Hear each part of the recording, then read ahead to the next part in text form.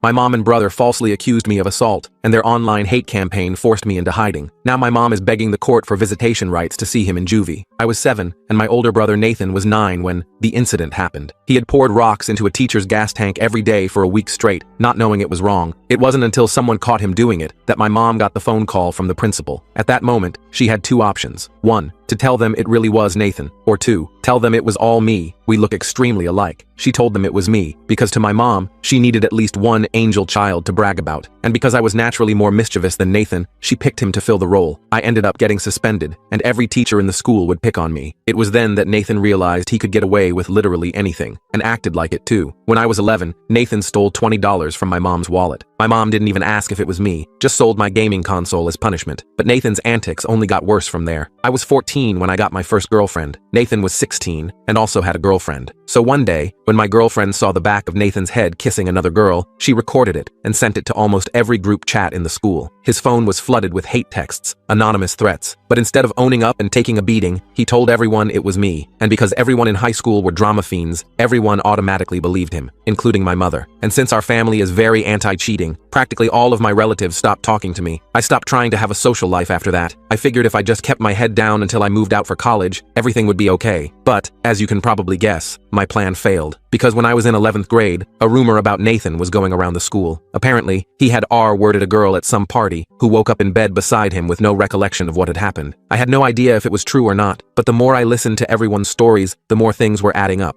I began to hatch a plan to make him confess, but my plans were interrupted, because a week after the rumors were born, people were threatening to beat me up after school. Eggs were thrown at me as I walked home. It wasn't until one guy threw a punch during lunchtime that I realized what was going on. Nathan had somehow convinced everyone it was me. I went home early that day, not knowing what the F to do. I remember living with so much fear, I didn't even want to leave the house. But when the weekend came, things took a dark turn. I got a notification that I was tagged in a post on Instagram. But when I clicked it, my heart dropped. The account was anonymous, but was followed by nearly everyone in school. The caption was my home address, phone number, email, all followed by an in-depth description of who I had violated, and just how I had done it. I almost threw up with stress. My hands and feet were ice cold. I tried to scroll through my WhatsApp to see if there was anyone I could reach out to, but there was only one. The only person who didn't blame me for Nathan cheating on his girlfriend. My dad. I hadn't spoken to him in almost 10 years, but when I called, the first thing he asked was if I wanted to come over, and he'd pay for the Uber. I breathed a sigh of relief and left immediately. On the way there, I passed by 4 Toyota Corollas filled with angry 18-year-olds, all heading towards my house. Luckily, they didn't see me, and I knew I would be staying at my dad's for a while. When I got there, he didn't even ask why I had reached out. He just gave me a big hug and played Polar Express on the TV, my favorite Christmas movie from when I was 5. But the second Tom Hanks started narrating, I burst into tears. Tears soon turned into hyperventilation, and within 2 minutes, I was having a full-blown anxiety attack. I couldn't even speak, and just showed him the Instagram post. "Son, I know you wouldn't do that," he said. It was the first time someone had seen the good in me. I immediately calmed down, and he continued speaking. Apparently, my mom had always treated Nathan a lot better, and my dad always tried to stand up for me. But things quickly escalated, and whenever my dad would defend me, my mom would get violent, which was the reason for their divorce. I told him my mom said he used to hit her, which is why I never reached out. He just nodded, but the look in his eyes told me he understood and forgave me. It was the most love I had been shown in my life, so I started crying again. My dad assured me not to worry because he would handle everything, and I was in safe hands. I smiled, because back then, I didn't understand the weight of his words. I didn't know just how seriously he had meant them. He protected me so well that I didn't find out what he had done to Nathan and my mom until it was too late to be undone. I spent that first night at my dad's place just sleeping, like a real deep sleep I hadn't had in years. When I woke up Sunday morning, I had 37 missed calls and over 100 texts. Most were from guys at school threatening me. A few were from my mom demanding to know where I was. I turned my phone off and walked to the kitchen. My dad was making pancakes like it was a totally normal Sunday. He asked if I wanted chocolate chips in mine, and I almost started crying again. I couldn't remember the last time someone had cooked breakfast specifically for me. "We should probably talk about what's going on," he said, while I stuffed my face with pancakes. "But only when you're ready." I told him everything, not just about the recent stuff with Megan, but all of it. Every time Nathan had blamed me for something, every punishment I'd taken for him, every friend I'd lost. My dad just listened, occasionally asking questions, but never doubting me. When I finished, he looked really sad. "I knew your mother favored him, but I had no idea it had gotten this bad," he said. He explained that after the divorce, he'd tried to get custody of both of us, but my mom had convinced the judge he was dangerous. She had even coached Nathan to say dad had yelled at us a lot. I was too young to testify, so I just went where my mom took me. "What do we do now?" I asked. "I can't go back to school. Everyone thinks I'm some kind of monster." My dad thought for a minute. "First, we need proof it wasn't you. Then we deal with Nathan." I wasn't sure what he meant by deal with Nathan, again, but honestly, I was just relieved someone was helping me. We spent Sunday figuring out where I'd been the night of Jake's party. I remembered I'd ordered pizza, so we found the receipt in my email. It was delivered at 9:30 p.m., right when people said the incident with Megan happened. I also had achievement timestamps from my PlayStation, showing I was playing Skyrim until 2 a.m. Monday morning, my dad called the school and told them I wouldn't be coming in for a while due to safety concerns. The attendance lady didn't seem surprised. Apparently, several parents had already called demanding the school do something about that Williams boy, meaning me. My dad took the day off work and helped me create a private Instagram account. We collected all my evidence, the pizza receipt, game timestamps, screenshots of texts I'd sent that night, and posted it all with a simple message. I wasn't at Jake's party. I was home playing video games. Whoever hurt Megan, it wasn't me. I sent the link to the 5 people from school who hadn't completely turned against me. They weren't really friends, just people from computer club who were neutral in all the drama. I asked them to share it if they believed me. By that afternoon, I had messages from 2 of them saying the post was spreading. A few people were starting to question the story. It wasn't much, but it was something. Tuesday, my dad went back to work, and I stayed in his apartment all day, alternating between anxiety and boredom. Around lunchtime,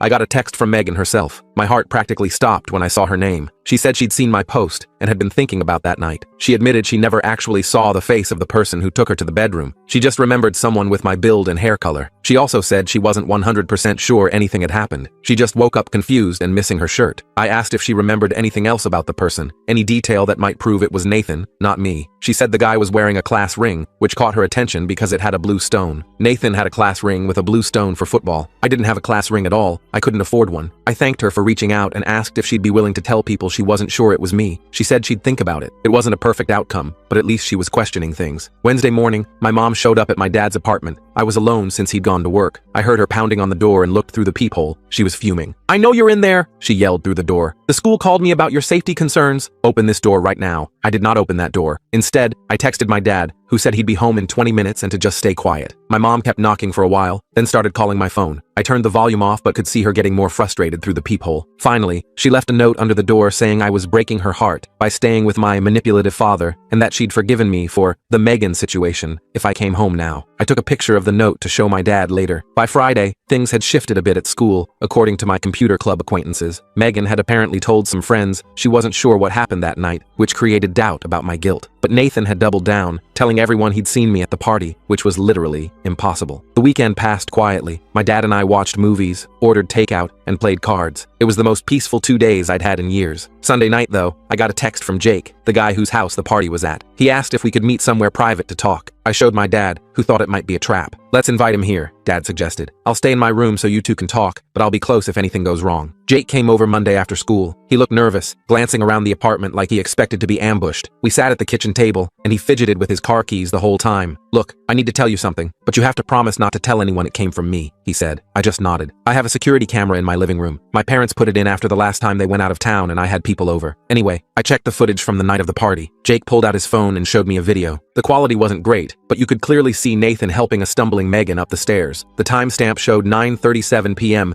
exactly when I was at home ordering pizza. "Why didn't you show this to anyone before?" I asked. Jake looked guilty. "Nathan's my friend, and honestly, everyone was so sure it was you. Plus, I'm not supposed to have parties when my parents are gone. If this got out, I'd be screwed." I asked if I could have a copy of the video. He hesitated but eventually airdropped it to me. Before he left, he made me promise again not to say where I got it. I agreed, even though I thought he was being a coward. As soon as Jake was gone, my dad and I watched the video again. It was definitive proof that Nathan was the one with Megan that night, not me. "This changes everything," my dad said. "We need to be strategic about how we use this." The next day, Dad took me to the police station. I was super nervous about it, but he said we needed to file a report about the online harassment and threats. The officer who took our statement didn't seem very interested until we mentioned the false assault allegations. That got her attention. We showed her the Instagram post with my address and the threatening messages I'd received. We also showed her my alibi evidence and the video from Jake's house, though we said it came from an anonymous source to protect Jake. The officer, Detective Palmer, took it all seriously. She said the online post with my personal information was definitely illegal, and the false allegations could be considered defamation. She asked if I wanted to press charges against whoever made the post. I didn't know what to say. The account was anonymous, and while I was pretty sure Nathan was behind it, I couldn't prove that part. My dad jumped in and said we mainly wanted the threats to stop so I could return to school safely. Detective Palmer said she'd look into it and would contact the school about the situation. Before we left, she also suggested I consider getting a restraining order against the people who had threatened me most seriously. That night, my dad and I talked about next steps. He suggested I could transfer to a different school to get a fresh start. The idea was tempting, but it also felt like letting Nathan win again. "I want to clear my name," I said. "I'm tired of taking the blame for his crap." My dad nodded like he'd expected that answer. Then we need to be smart about this. If we just post that video publicly, it could backfire. Nathan would claim it's doctored or find some other excuse. We decided to send the video to Megan first. She deserved to know the truth, and maybe she could help spread it. I messaged her asking if we could talk, and she agreed to meet at a coffee shop near my dad's place the next day. Seeing Megan in person was awkward. She looked uncomfortable, keeping her distance and choosing a table in the most public part of the cafe. I thanked her for meeting me and got right to the point. I have proof I wasn't at the party, I said, sliding my phone across the table with the video paused. She hesitated before taking it. I watched her face as she played the video. Her eyes widened, and she covered her mouth with her hand. "That's your brother," she said quietly. "I remember that hoodie." I nodded. "I was home ordering pizza and playing video games. I have receipts and timestamps to prove it." Megan looked like she might cry. "I'm so sorry. Everyone was so convinced it was you. Even Nathan said." "Nathan lies," I said simply. "He's been doing this our whole lives, blaming me for his mistakes. I've just never had proof before." She asked for a copy of the video, which I sent to her phone. Before she left, she promised to tell people the truth. I wasn't sure if that would be enough, but it was a start. The next day, everything exploded. Megan had posted the video on her Instagram with a long caption explaining that she'd been wrong, that it was Nathan in the video, not me. She apologized publicly for believing the rumors without evidence. My phone blew up with messages, some people apologizing,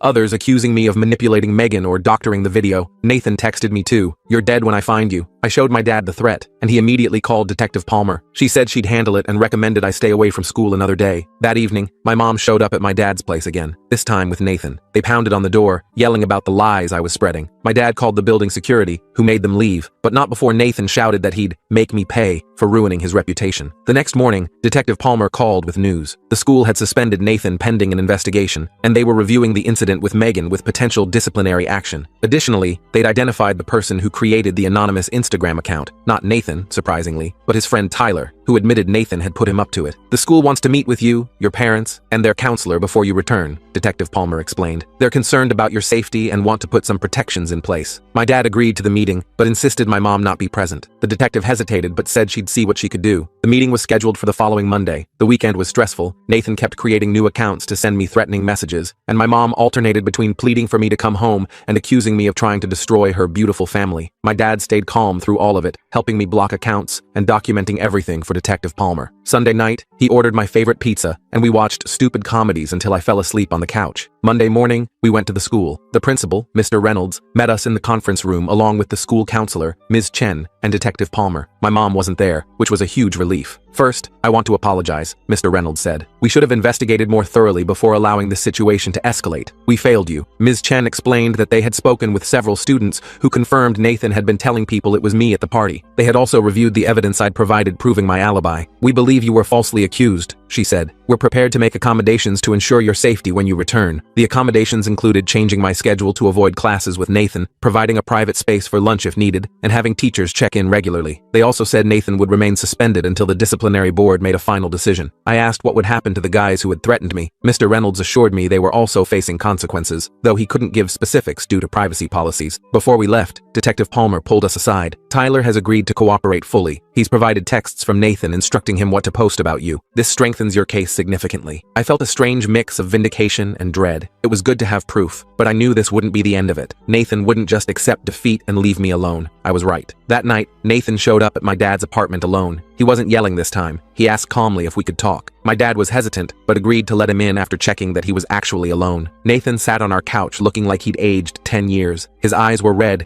and he kept rubbing his hands together nervously. "They're expelling me," he said quietly. "And Megan's parents are pressing charges." I didn't know what to say. Part of me felt bad for him, but a bigger part remembered all the years of taking blame for his actions. "Why did you do it?" I finally asked. "Not just the thing with Megan, but all of it. Making me take the fall every time. Ruining my life whenever you messed up." Nathan stared at the floor. "I don't know. It was just so easy. Mom always believed me, and after a while it just became like automatic. I'd screw up and immediately think, I'll just say it was him." My dad stayed quiet, just watching us from the kitchen doorway. "Did you ever feel bad about it?" I pressed. Nathan shrugged. "Sometimes, I guess. But then Mom would praise me for being her good boy, and I'd forget about it. Something about his casual attitude made my blood boil. Years of my life ruined, and he, sometimes, felt bad. "I need your help," Nathan said, finally looking at me. "If you tell everyone you forgive me, maybe they'll go easier on me. You're my brother. You have to help me." I almost laughed. After everything, he was still trying to manipulate me. "No," I said. "I don't have to help you. You didn't help me when everyone thought I was a predator. You encouraged it." Nathan's face changed then. The vulnerability vanished, replaced by the same cold look I'd seen that night after the incident when we were kids. "You'll regret this," he said, standing up. You think you've won? This isn't over. My dad stepped forward. Yes, it is over, Nathan. You've done enough damage. If you threaten your brother again, there will be consequences. Nathan sneered at him. You weren't there for 10 years. Don't act like you're father of the year now. He stormed out, slamming the door behind him. My dad locked it and put a hand on my shoulder. You okay? He asked. I nodded, though I wasn't really. Nathan's visit had shaken me more than I wanted to admit. The next few days were tense. I didn't return to school yet, working on assignments from home while the administration finalized their safety plan. My mom called constantly, leaving voicemails alternating between begging me to help Nathan and accusing me of destroying our family out of spite. Friday afternoon, my dad came home early with a serious look on his face. Detective Palmer called me, he said. Nathan's been arrested. My stomach dropped. For what? Breaking into Jake's house and assaulting him. Apparently he blamed Jake for providing the video that got him in trouble. I sat down hard on the couch. Is Jake okay? Hospital, but stable. Broken nose, concussion. Nathan's being charged with breaking and entering an assault. I felt sick. This had all spiraled so far out of control. Part of me still cared about Nathan, despite everything. He was my brother, and something was clearly very wrong with him. What happens now? I asked. My dad sat beside me. Nathan will likely face juvenile detention. Your mom called me. She's beside herself, blaming everyone but Nathan. She wants you to come home. I'm not going back there, I said immediately. I know, and legally, you don't have to. You're 17. The courts typically consider the preference of children your age in custody matters. He paused. I'm going to file for emergency custody tomorrow. With everything that's happened, I think we have a strong case. For the first time in weeks, I felt a glimmer of hope. Maybe things could actually get better. Saturday morning, we got another surprise visit, this time from my Uncle Robert, my mom's brother. Unlike the rest of my extended family, Uncle Robert had always been kind to me, though he'd backed off after the cheating scandal with Amber. Can I come in? He asked when my dad opened the door. I want to talk to both of you. We sat at the kitchen table while Uncle Robert explained that he'd been following everything that happened. He'd seen Megan's post, heard about Nathan's arrest, and finally connected all the dots. I owe you an apology, he said to me. I should have realized something wasn't right. Nathan always had an explanation for everything, and your mom was so convincing. He trailed off, looking genuinely remorseful. Then he surprised me again. I'm here because I want to help, he said. Your mom is refusing to acknowledge any of this is real. She's telling everyone Nathan is being framed and that you've manipulated the whole situation. My heart sank. Of course she was. I've spoken to Grandma and the rest of the family, Uncle Robert continued. I showed them the evidence, the video, the Instagram posts, everything. They're starting to understand the truth. I hadn't expected that. I'd assumed my entire extended family was a lost cause. What does this mean? My dad asked. Uncle Robert sighed. Your mom needs help. Professional help. I've tried talking to her, but she refuses to listen. I think she might have some mental health issues that have gone untreated for a long time. That made sense, though I'd never thought about it that way before. My mom's behavior had always seemed irrational, but I just accepted it as normal because it was all I knew. I want to testify at your custody hearing, Uncle Robert said. I want to tell the judge what I've observed over the years, if that's okay with both of you. My dad looked surprised but nodded. That would be incredibly helpful. Before Uncle Robert left, he gave me a hug and apologized again. He promised the family would make it up to me. I wasn't sure what that meant, but it felt good knowing not everyone had abandoned me. Sunday night, I got a text from Amber, my ex-girlfriend from freshman year. She said she'd seen Megan's post and realized she might have misjudged me too. She apologized for not giving me a chance to explain back then. I appreciated her message, but told her it was too little, too late. Maybe that was petty, but after everything I'd been through, I felt entitled to a little pettiness. Monday morning, my dad and I went to the courthouse for the emergency custody hearing. I was nervous, bouncing my leg the entire drive there. My mom would be there, and I hadn't seen her since she'd shown up at our door with Nathan. The courtroom was smaller than I expected. My mom was already there with her attorney. She tried to approach me when we walked in, but the bailiff stopped her. She looked terrible, hair unwashed, dark circles under her eyes. Despite everything, I felt a twinge of concern. The hearing was surprisingly quick. My dad's lawyer presented the evidence, the false accusations, the documented pattern of my mom favoring Nathan, the recent arrest, and the threatening messages I'd received. Uncle Robert testified, describing how my mom had always pushed the Nathan is perfect narrative and punished me for things I hadn't done. The judge asked me directly if I wanted to live with my dad. I said yes, without hesitation. She then asked if I wanted any contact with my mom. That was harder to answer. Maybe eventually, I said, but not right now. I need some space. The judge nodded like she understood. She granted my dad temporary full custody, with the possibility of revisiting visitation with my mom after 3 months of family counseling. As we were leaving, my mom tried to talk to me again. The bailiff let her approach this time. This isn't over, she said, echoing Nathan's words from earlier. You've turned everyone against me. My own family, my own son. My dad started to intervene, but I held up my hand to stop him. No, Mom, you did this yourself. You chose Nathan over me again and again. You let him hurt me. You helped him hurt me. I felt tears forming but pushed them back. I hope you get help. I really do, but I can't be around you right now. I walked away before she could respond. In the parking lot, my dad put his arm around my shoulders. "I'm proud of you," he said simply. That afternoon, we met with Ms. Chen at school to finalize my return. With Nathan in juvenile detention and a restraining order in place, the immediate safety concerns were addressed. They'd also spoken to my teachers about the situation, so I wouldn't have to explain myself repeatedly. "We can't control what other students say," Ms. Chen warned, "but we've made it clear that harassment of any kind won't be tolerated." My first day back was Wednesday. It was weird and awkward, but not as bad as I feared. People stared and whispered, but no one approached me directly. A few people from computer club sat with me at lunch, acting like nothing had happened. I appreciated their silent support more than they knew. By Friday, things were starting to feel almost normal. Some teachers even went out of their way to be nice to me, which was a new experience. After school, Jake was waiting by my locker. His face was still bruised from Nathan's attack, with a bandage across his nose. "Hey," he said awkwardly. "I just wanted to say sorry for not coming forward sooner. I was scared of losing friends, which is pretty pathetic compared to what you went through." I told him it was okay. He'd eventually done the right thing, which was more than most people. "Also," he added, "there's going to be a party at my house next weekend. A proper one this time, my parents approved. You should come." I was surprised by the invitation. "I'll think about it," I said, though I wasn't sure I was ready for parties yet. That night, I told my dad about Jake's invitation. He seemed pleased. "It's good to have options," he said. "You don't have to go if you're not comfortable, but it's nice to be included." I nodded, feeling strangely emotional. It's weird. For so long, I was just trying to survive until I could escape to college. Now I'm thinking maybe high school doesn't have to be completely awful for the next year and a half. My dad smiled. "It doesn't, and whatever happens, we'll handle it together." I believed him. For the first time in years, I felt like I had a real future, one that wasn't defined by Nathan's lies or my mom's favoritism. The road ahead wouldn't be easy. Nathan would eventually get out of juvenile detention. My mom would probably keep trying to contact me, but I wasn't alone anymore. I had my dad, Uncle Robert, maybe even some friends eventually. I went to bed that night feeling something unfamiliar. Hope. Not just for escape, but for actual happiness. I didn't know exactly what my dad had planned for Nathan and my mom long term, but whatever it was, I trusted him to protect me. After all, he was the only one who ever had. The custody hearing was over, but I still felt on edge every time my phone buzzed. Part of me expected to see Nathan's name pop up with new threats, even though he was in juvie and technically couldn't contact me. My dad noticed me jumping at notifications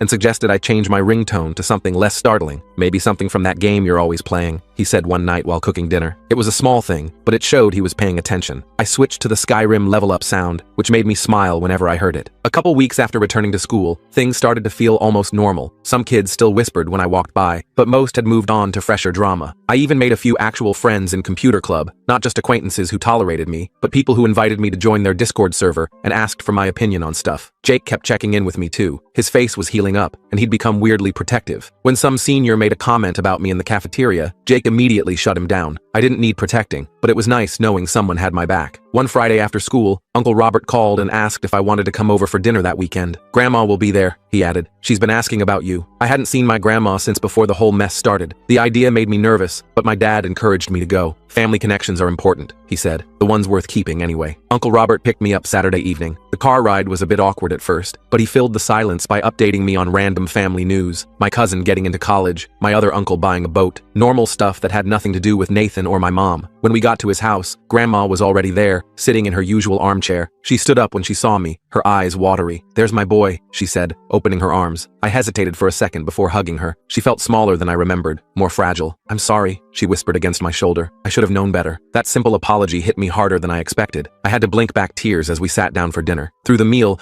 no one mentioned Nathan or my mom directly, but Grandma did ask how things were going with my dad. "Really good," I told her. "He's teaching me to drive on weekends." She nodded approvingly. "Your grandfather taught me to drive, you know. Said I was a natural." After dinner, Uncle Robert pulled me aside. "Your mom's been calling everyone in the family," he said quietly. "She's trying to get people on her side for the permanent custody hearing." My stomach clenched. "Is it working?" He shook his head. "Not like she hopes. Most people have seen the evidence, and Nathan's arrest was the final straw for many of us." Before I left, Grandma pressed something into my hand, a small key on a chain. "This is for your grandfather's tackle box," she explained. "He always meant for you to have his fishing gear when you were old enough. I think it's time." I knew what the gesture meant. In our family, Grandpa's fishing gear was practically sacred. It was her way of saying I was still part of the family, the real family, not whatever twisted version my mom had created. The next court date was set for 3 months out. My dad and I both started seeing therapists, him individually, and me with both individual and group sessions for teens dealing with family issues. I was resistant at first, but my therapist, Dr. Melissa, was surprisingly cool. She didn't make me talk about my feelings right away, just let me rant about video games until I felt comfortable. "Your brother's actions reflect his issues, not your worth," she told me during one session. "And your mother's inability to see the truth isn't your responsibility to fix." It sounded simple simple when she said it, but actually believing it was harder. 17 years of being the family scapegoat doesn't disappear overnight. Meanwhile, my dad was handling the legal stuff with his attorney. They were pushing for permanent full custody with supervised visitation for my mom,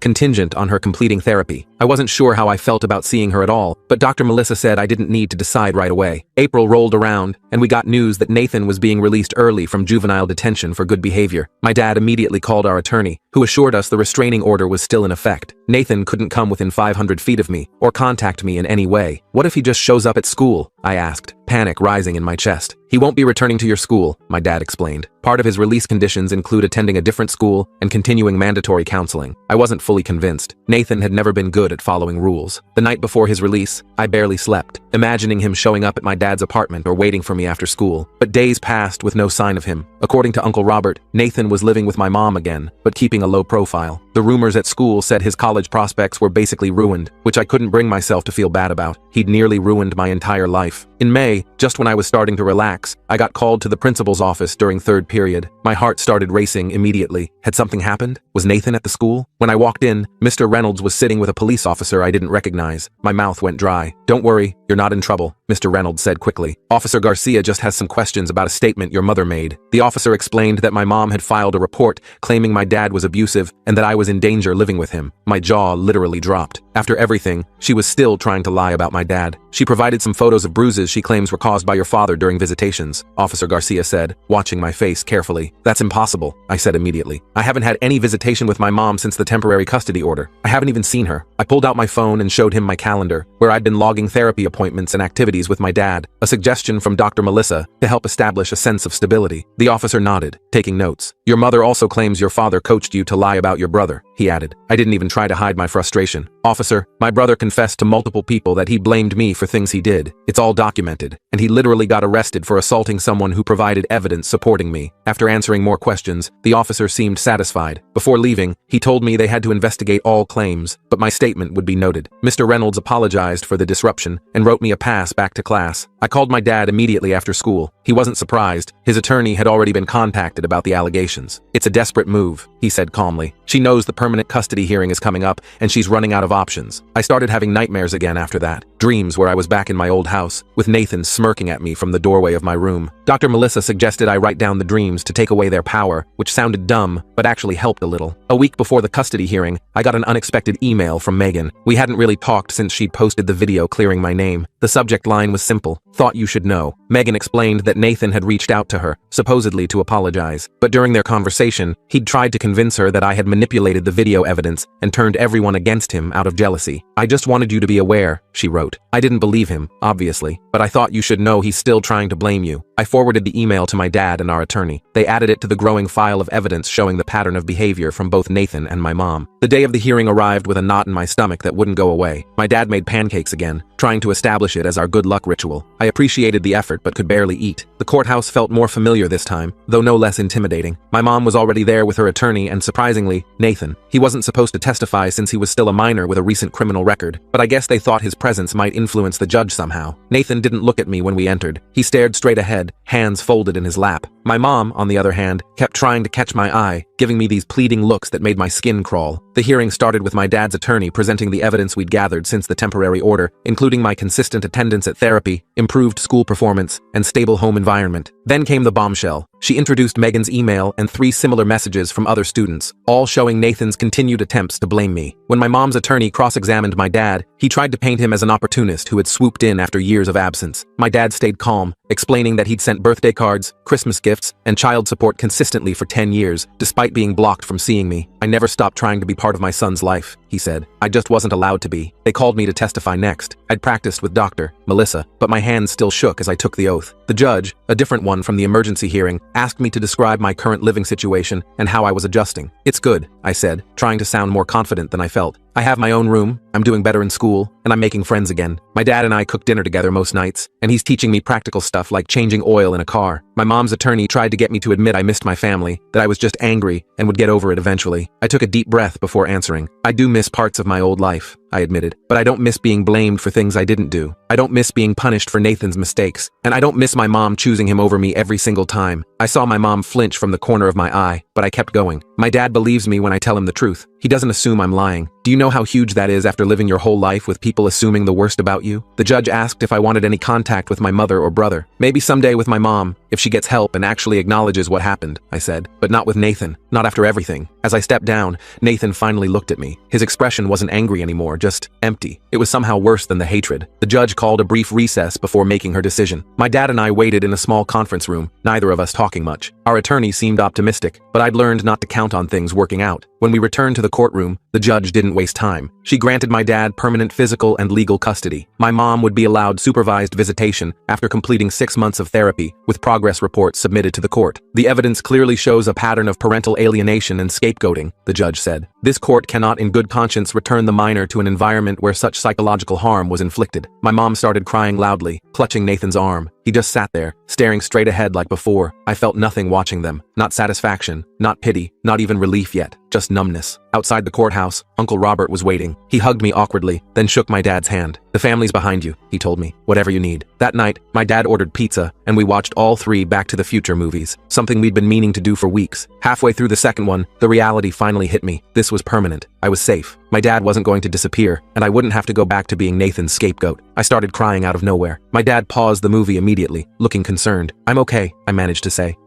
I keep waiting for something to go wrong." He nodded like he understood completely. "It's going to take time to trust that you're really safe. That's normal." The next few months were uneventful, which was exactly what I needed. Nathan apparently got accepted to some small college across the country. Uncle Robert told me his grades had always been decent enough, and my mom had hired some kind of consultant to help with applications. I tried not to think about him starting fresh somewhere where no one knew what he'd done. My mom completed her court-ordered therapy and requested a visitation. I wasn't ready, and my dad supported my decision to wait. "Healing happens on your timeline, not hers," he said. By the time senior year started, my life had transformed. I had actual friends. Teachers knew me as my own person, not as Nathan's troubled brother. I even started dating a girl from computer club named Riley, who couldn't care less about my family drama. One October afternoon, I came home from school to find my dad sitting at the kitchen table with a serious expression. "Your mom called," he said. "Nathan's been expelled from college. Apparently he tried the same routine there, blamed his roommate for stealing from the cafeteria. Only this time, there were security cameras." I sat down slowly. "What does she want?" "For you to talk to him. She thinks you could help him understand the consequences of his actions." I actually laughed out loud. "She wants me to teach Nathan about consequences? After she spent years making sure he never faced any?" My dad just shrugged. "I told her it wasn't your responsibility. I just thought you should know." I thought about it that night while working on college applications. My top choice was a school in California, about as far from our hometown as I could get while staying in the country. I wondered if Nathan felt any remorse, or if he was still convinced he was the victim somehow. The next day, I asked Dr. Melissa what I should do. We'd cut back to monthly sessions, but I still valued her perspective. "Do what feels right for you," she said. "Not what your mother wants, not what anyone else expects. What do you need?" I thought about it for a week before making my decision. I wrote Nathan a letter, not offering forgiveness or help, just explaining exactly how his actions had affected me throughout my life. I didn't send it expecting a response. I wrote it for me, to release the last bits of anger I was holding on to. Nathan never replied, which didn't surprise me. My mom reached out to ask if I'd reconsider meeting with them. I declined politely, but firmly. The rest of senior year flew by. I got accepted to my top choice college with a partial scholarship. Riley got into a school about an hour away from mine, and we made tentative plans to visit each other. My dad started teaching me about budgeting and other adult stuff I'd need to know. Graduation day arrived with beautiful weather and a weird mix of emotions. My dad, Uncle Robert, Grandma, and a couple other relatives came to watch me walk across the stage. As I sat waiting for my name to be called, I spotted my mom slipping into the back of the auditorium. She didn't try to approach me afterward, just gave a small wave from a distance before leaving. That summer was the best of my life. I worked at a local computer repair shop, spent weekends fishing with my dad using Grandpa's old gear, and actually felt excited about the future. The nightmares stopped completely. A week before I left for college, Jake threw a going-away party for everyone heading out of town. It wasn't anything wild, just pizza, video games, and people signing yearbooks they forgot to sign before summer. As I was saying my goodbyes, Jake pulled me aside. "You know, when all that stuff happened last year, I never thought we'd end up actual friends." "Me neither," I admitted. "I was just trying to survive high school." He laughed. "Well, you did more than survive. You basically conquered it." Driving to California with my dad, I watched our hometown disappear in the side mirror. I didn't feel sad leaving it behind. My dad and I had already planned his visits for Parents' Weekend and Thanksgiving, setting up my dorm room, meeting my roommate, buying textbooks. It all felt surreal. No one here knew about Nathan or my mom or any of my history. I was just another freshman finding my way. My dad helped me unpack everything, then took me grocery shopping to stock my mini fridge. Before heading back to his hotel, he handed me a small wrapped package. "A going-away present," he explained. explained. Inside was a framed photo of us from my graduation,